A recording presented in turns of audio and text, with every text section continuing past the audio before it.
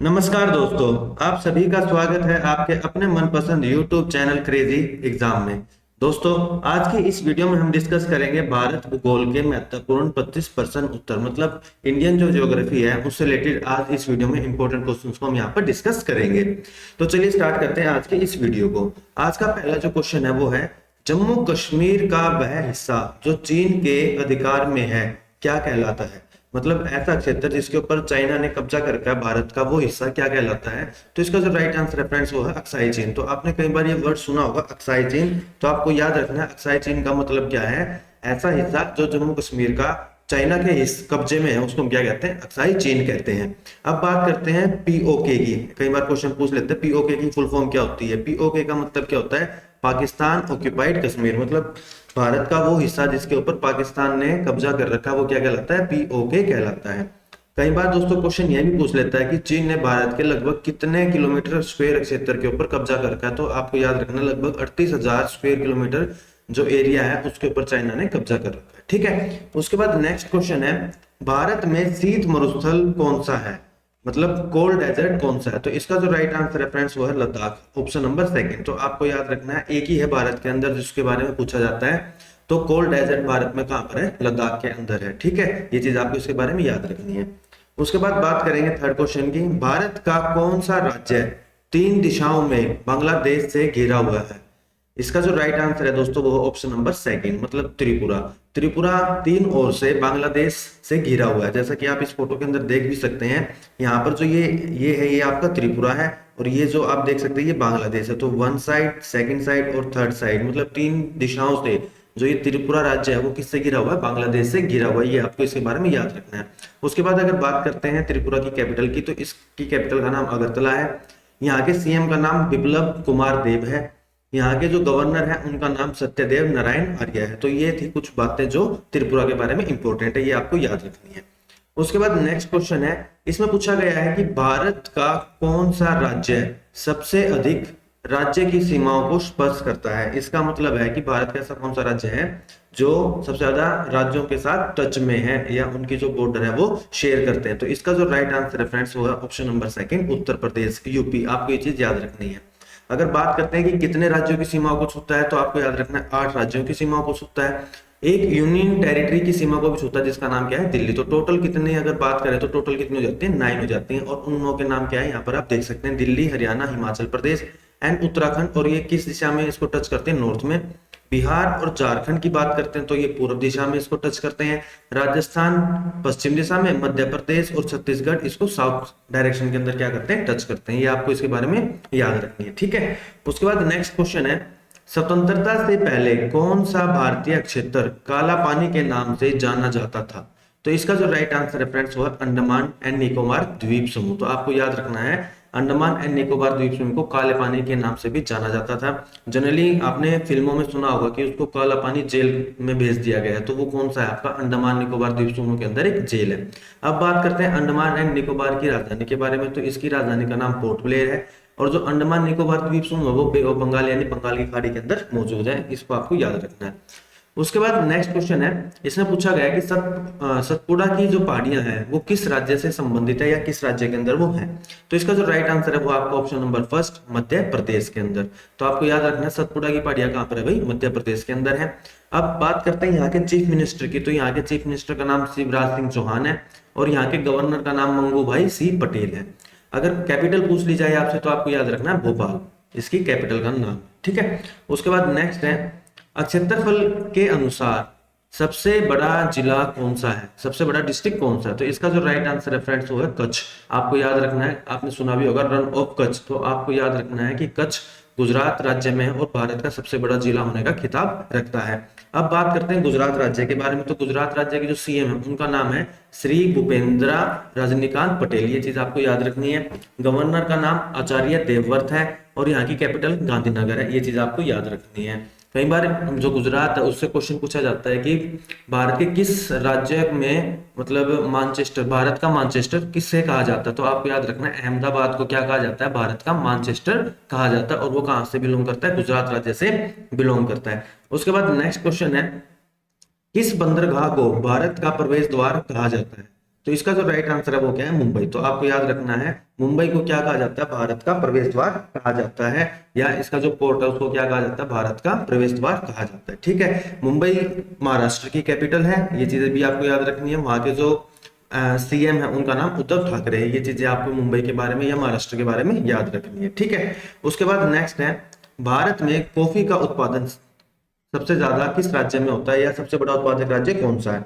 तो इसका जो राइट आंसर है फ्रेंड्स वो ऑप्शन नंबर सेकंड, कर्नाटक। तो आपको याद रखना है कि जो कर्नाटक राज्य है उसमें भारत की सबसे ज्यादा कॉफी की उत्पादन होता है, तो इसके बारे में आपको याद रखना है। अब बात करते हैं कर्नाटक राज्य के गवर्नर के बारे में। तो इनके गवर्नर का नाम थवर चांद गहलोत है, या थवर चंद गहलोत कह सकते हैं आप इसको। यहाँ की कैपिटल बेंगलुरु है, बहुत ज्यादा मतलब टेक या टेक्निकल सिटीज को भी कहा जाता है। उसके बाद चीफ मिनिस्टर की बात करते हैं, तो यहाँ के चीफ मिनिस्टर का नाम बसवराज बोम्माई है, ये आपको याद रखना है इसके बारे में, कर्नाटक के बारे में। ठीक है, उसके बाद नेक्स्ट है, भारत में रबड़ का सबसे बड़ा उत्पादक राज्य कौन सा है। तो इसका जो राइट आंसर है फ्रेंड्स वो है केरल। आपको याद रखना है भारत में जो रबड़ है, रबड़ जिसे आप जैसे जिससे टायर बनते हैं या बहुत सारी अदर और भी बहुत सारी चीजें बनती हैं, तो उसका सबसे बड़ा जो उत्पादक राज्य है वो कौन सा है, केरल है। अगर बात करते हैं केरल राज्य की, तो केरल राज्य की कैपिटल का नाम तिरुवनंतपुरम है। यहाँ के गवर्नर का नाम आरिफ मोहम्मद खान है। यहाँ के चीफ मिनिस्टर का नाम पिनराई विजयन है। तो ये चीजें थी गवर्नर, कैपिटल और सीएम के बारे में केरल राज्य की, जो मोस्ट इंपोर्टेंट है। बहुत सारे एग्जाम के अंदर यहाँ से ऐसे क्वेश्चन पूछे जाते हैं, और रबड़ का सबसे बड़ा उत्पादक राज्य केरल है। उसके बाद नेक्स्ट है, भारत के किस राज्य में विश्व का सबसे बड़ा थोरियम का भंडार मौजूद है। तो इसका जो राइट आंसर है वो आपका ऑप्शन नंबर फर्स्ट, केरल। तो आपको याद रखना है भारत के केरल राज्य में थोरियम, थोरियम क्या है, एक रेडियो एक्टिव सब्सटेंस है जिसका बहुत बड़ा भंडार मौजूद है। अब बात करते हैं कि थोरियम का अगर आपसे केमिकल सिंबल पूछ ले तो TH, कैपिटल T और स्मॉल में H है, ये आपको याद रखना है। इसका अगर परमाणु संख्या पूछ ली जाए तो आपको याद रखनी है इसकी परमाणु संख्या 90 है। इसका परमाणु द्रव्यमान पूछ लिया जाए तो 232.038 है। अगर इसका जैसे कॉन्फ़िगरेशन, कई बार जो एग्जाम होते हैं, मेन एग्जाम है जैसे आपके कोई एनडीए वगैरह का, तो उसके अंदर पूछ लिया जाता है इसकी जो कॉन्फ़िगरेशन हो क्या होती है, रेडोन 6d2 7s2, और ये एक एक्टिनाइड फैमिली से बिलोंग करता है। ये इसके बारे में इंपॉर्टेंट बातें हैं। ठीक है, उसके बाद नेक्स्ट है, भारत में जैव विविधता की दृष्टि से धनी स्थान कौन सा है। तो इसका जो राइट आंसर है वो क्या है, पश्चिम घाट, पश्चिमी घाट, मतलब वेस्टर्न जो घाट है वो जैव विविधता की दृष्टि से बहुत ही ज्यादा संपन्न स्थान है। जैव विविधता का मतलब क्या होता है, उस जगह पर बहुत सारे मतलब अलग अलग किस्म के जीव जंतु, अलग अलग किस्म के पेड़ पौधे पाए जाते हैं, सबसे ज्यादा पाए जाते हैं पश्चिमी घाट में। उसके बाद नेक्स्ट क्वेश्चन है, इसमें पूछा गया है कि भारत में चंदन की लकड़ी के लिए प्रसिद्ध राज्य कौन सा है। भाई ऐसा कौन सा राज्य है जिसमें चंदन की लकड़ियां सबसे ज्यादा पाए जाते हैं, चंदन के पेड़ पाए जाते हैं। तो इसका जो राइट आंसर है फ्रेंड्स वो है ऑप्शन नंबर थर्ड, कर्नाटक। तो आपको याद रखना है कॉफी आ जाए या चंदन आ जाए तो उसके लिए जो फेमस है या उसकी सबसे ज्यादा उत्पादन कौन से राज्य में होती है, कर्नाटक। तो ये क्वेश्चंस पूछे जाते हैं, ऐसा नहीं है कि हम ऐसे डिस्कस कर रहे हैं, प्रीवियस ईयर एग्जाम जो में है उनके अंदर ये जो क्वेश्चन है वो पूछे जाते हैं। इसी वजह से ये क्या है, मोस्ट इंपोर्टेंट क्वेश्चन हम यहाँ पर डिस्कस कर रहे हैं। ठीक है, अब जैसे मैं पहले डिस्कस कर चुका हूँ, कर्नाटक के गवर्नर का नाम थवर चंद गहलोत है, यहाँ की कैपिटल बेंगलुरु है, और यहाँ के चीफ मिनिस्टर का नाम बसवराज बोम्माई है। ये आपको इसके बारे में याद रखना है। उसके बाद है, राष्ट्रीय वन अनुसंधान संस्थान कहाँ पर स्थित है। ऑप्शन है आपके सामने, इसका जो राइट आंसर है वो क्या है, देहरादून। आपको याद रखना है कि जो राष्ट्रीय वन अनुसंधान संस्थान है वो कहाँ पर मौजूद है, देहरादून के अंदर मौजूद है। अब बात करते हैं देहरादून के बारे में। तो देहरादून एक राज्य है अपने उत्तर भारत में, उत्तराखंड उसकी राजधानी है। यहाँ के गवर्नर का नाम गुरमीत सिंह है। यहाँ के चीफ मिनिस्टर का नाम पुष्कर सिंह धामी है। अगर कैपिटल की बात करते हैं उत्तराखंड की, तो जैसा आप जानते हैं देहरादून है, लेकिन सर्दियों में देहरादून और गर्मियों में गैरसैंण इसकी कैपिटल मानी जाती है। ये चीज आपको इसके बारे में याद रखनी है। ठीक है, उसके बाद नेक्स्ट क्वेश्चन है, भरतपुर पक्षी अभयारण्य किस राज्य में स्थित है। भरतपुर पक्षी अभयारण्य किस राज्य में स्थित है। तो इसका जो राइट आंसर है वो है राजस्थान। तो आपको याद रखना है कि राजस्थान में भरतपुर पक्षी अभयारण्य, और साथ में एक नेशनल पार्क भी यहाँ का फेमस है, उसका नाम है रणथंभौर नेशनल पार्क, वो भी राजस्थान के अंदर ही स्थित है। अब बात राजस्थान की चल रही है तो यहाँ के गवर्नर के बारे में जानते हैं। यहाँ के गवर्नर का नाम कालराज मिश्रा है। इसकी कैपिटल जयपुर है, जो राजस्थान है इसकी कैपिटल जयपुर है, और जयपुर को पिंक सिटी भी कहा जाता है। उसके बाद यहाँ के चीफ मिनिस्टर का नाम अशोक गहलोत है। ये बहुत ज्यादा इंपॉर्टेंट है राजस्थान के जीके के बारे में। उसके बाद नेक्स्ट है, भारत में सबसे अधिक कौन सी मिट्टी पाई जाती है। इसका जो राइट आंसर है फ्रेंड्स वो है जलोढ़ मिट्टी। तो आपको याद रखना है भारत में सबसे ज्यादा अगर मिट्टी की बात करते हैं तो कौन सी पाई जाती है, जलोढ़ मिट्टी पाई जाती है, बहुत ज्यादा उपजाऊ किस्म की मिट्टी होती है। और अगर बात करें भारत में और कौन कौन से प्रकार की मिट्टी पाई जाती है, तो भारत में लगभग 6 प्रकार की विशेष मिट्टियां, या जिसको हम कहते हैं विशेष तौर पर जो मिट्टियां पाई जाती हैं, वो 6 प्रकार की होती हैं। जलोढ़ मिट्टी, काली मिट्टी या इसको रेगुर मृदा भी कहते हैं, लाल मिट्टी और पीली मिट्टी, लेटेराइट मृदा, मरुस्थलीय मृदा या वन मृदा। तो आपको याद रखना भारत में मेनली 6 प्रकार की मृदा पाई जाती है और उनके नाम आपके सामने हैं। उसके बाद जो हमारा नेक्स्ट क्वेश्चन है इस स्लाइड का, वो है कपास उगाने के लिए कौन सी मिट्टी सबसे उपयुक्त होती है। तो इसका जो राइट आंसर है फ्रेंड्स, वो है आपका ऑप्शन नंबर 3 काली मिट्टी। तो आपको याद रखना है कपास की जो खेती होती है, देखो कपास होता व्हाइट है, लेकिन कौन सी मिट्टी में ज्यादा अच्छे से उगता है, वो काली मिट्टी में उगता है। तो आपको याद रखना है ब्लैक एंड व्हाइट का कॉम्बिनेशन। तो कपास की खेती काली मिट्टी में सबसे अच्छी होती है।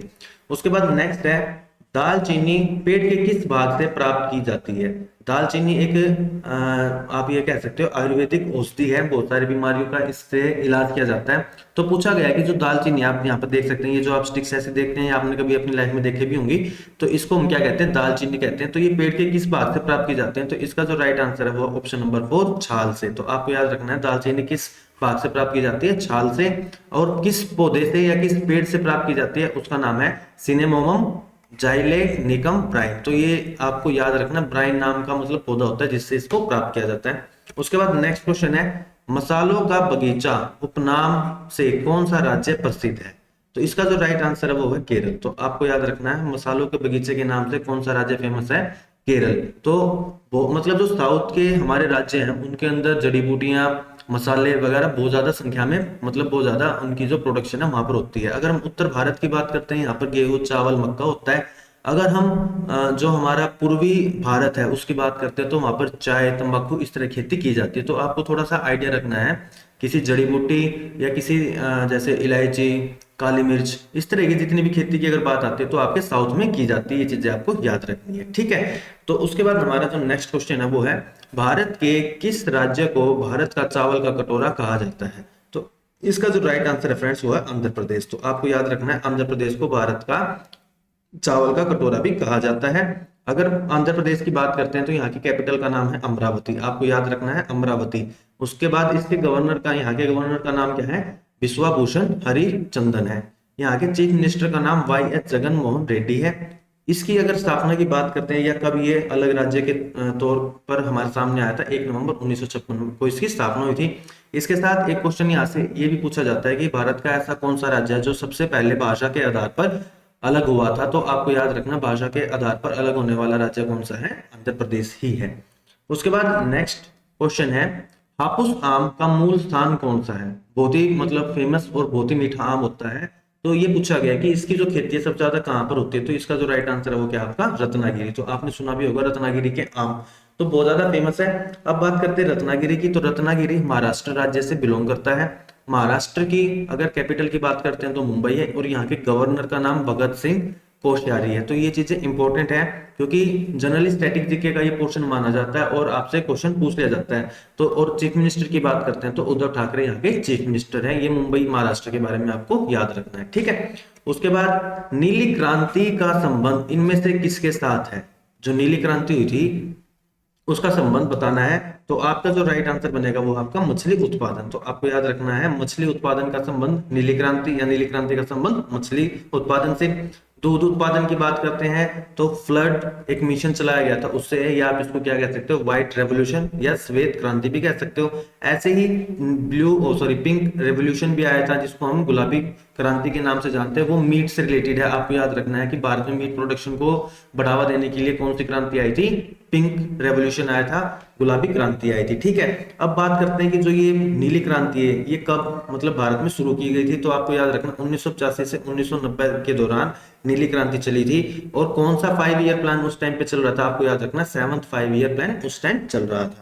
उसके बाद दूध उत्पादन की जैसे यहाँ पर लिखा हुआ है श्वेत क्रांति की, तो इसका जो ऑपरेशन फ्लड है संबंध है किससे, दूध उत्पादन से। ये भी आपसे क्वेश्चन पूछे जाते हैं कि ऑपरेशन फ्लड का संबंध किससे है। तो आपको याद रखना दूध उत्पादन से है। और ये किस वर्ष शुरू किया गया था, 1970 में शुरू किया गया था, ताकि भारत के ग्रामीण क्षेत्रों में मिल्क के अलग अलग मतलब जो दूध उत्पादन है उसको बढ़ावा दिया जाए। उसके बाद नेक्स्ट क्वेश्चन है निम्न में से किस नदी का उद्गम स्थल भारत में नहीं है। तो इसका जो राइट आंसर है वो आपका ऑप्शन नंबर डी, सतलुज नदी। सतलुज नदी का जो उद्गम स्थल है वो तिब्बत जो कैलाश पर्वत है वहां पर है, और बाकी जो तीनों नदी है इनका जो उद्गम स्थल है वो भारत में। ये तो आपको याद रखना है कि इनमें से कौन सी नदी है जो भारत के बाहर से आती है, वो है सतलुज नदी। ठीक है, उसके बाद नेक्स्ट क्वेश्चन है, पश्चिम बंगाल की सीमाएं कितने देशों के साथ लगी हुई है? जो वेस्ट बंगाल है उसकी जो सीमाएं हैं वो कितने देशों के साथ लगी हुई है? तो इसका जो राइट आंसर है फ्रेंड्स वो है 3 देश। तो आपको याद रखना है जो वेस्ट बंगाल है उसकी सीमाएं 3 देशों के साथ लगती हैं, और वो देश कौन कौन से हैं? बांग्लादेश, नेपाल और भूटान। तो आपको ये चीजें याद रखनी है। जैसा कि आप देख सकते हैं ये जो राज्य है ये वाला, ये आप देख सकते हैं ये क्या हमारा पश्चिम बंगाल है। यहाँ से बांग्लादेश के साथ ये सारा का सारा देखिए सारा पश्चिम बंगाल है, ये हो गया भूटान, और इस तरफ के आपके इसके नेपाल है। तो ये चीज आपको याद रखनी है पश्चिम बंगाल के बारे में। पश्चिम बंगाल की अगर कैपिटल की बात करते हैं तो इसकी कैपिटल का नाम कोलकाता है, और यहाँ के जो चीफ मिनिस्टर है उनका नाम ममता बनर्जी है। ये इसके बारे में आपको याद रखनी है। उसके बाद आज का जो लास्ट क्वेश्चन है 25th क्वेश्चन, इंपॉर्टेंट क्वेश्चन जो 2017 सीजीएल के अंदर भी आया था, खरीफ की फसल किस माह में काटी जाती है? तो इसका जो राइट आंसर है फ्रेंड्स वो ऑप्शन नंबर 3, नवंबर के प्रारंभ में। तो आपको याद रखना है नवंबर के स्टार्टिंग में या अक्टूबर के लास्ट में कौन सी फसल काटी जाती है? वो आपकी खरीफ की फसलें होती हैं। और खरीफ की फसल कौन कौन सी होती है ये भी आपको बता देता हूँ। पैडी धान, सोयाबीन की, पिजन पी की, कपास की, पीज मटर की, ग्रीन ग्राम मतलब जो हरे चने होते हैं इनकी जो फसल है वो किस टाइम पे काटी जाती है? नवंबर के प्रारंभ में काटे जाते हैं या अक्टूबर के लास्ट में काटी जाती है। तो दोस्तों ये थे आज के 25 ज्योग्राफी के मोस्ट इंपोर्टेंट क्वेश्चंस। उम्मीद करता हूं आपको वीडियो पसंद आई होगी। अगर आप हमारे चैनल पर पहली बार विजिट कर रहे हैं तो इस चैनल को सब्सक्राइब करना ना भूलिए, और साथ में जो बेल आइकन है उसको भी प्रेस जरूर कर दीजिए। Thank you. जय हिंद, जय भारत।